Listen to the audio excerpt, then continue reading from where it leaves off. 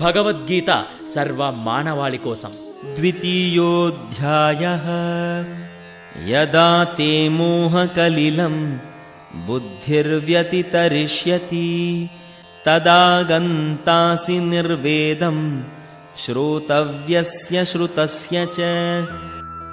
మోహమనే ఊబి నుండి నీ బుద్ధి బయటపడినప్పుడే నీవు ఇప్పటి వరకు విన్న దాని గురించి, ఇక వినబోయే దాని గురించి వైరాగ్యం కలుగుతుంది.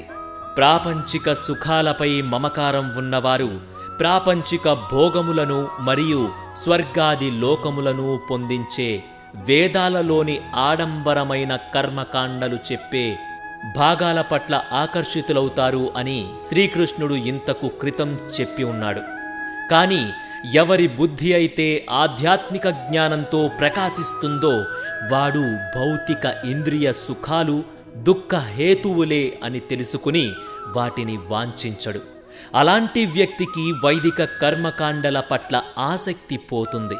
ముండకోపనిషత్తు ఇలా పేర్కొంటున్నది: కామ్య కర్మల ద్వారా పొందిన ఇహపరలోక భోగములు అనిత్యమైనవి మరియు దుఃఖముతో కూడుకున్నవి అని అర్థం చేసుకుని జ్ఞాన సంపన్నులైన మునులు వైదిక కర్మలకు అతీతంగా ఉంటారు.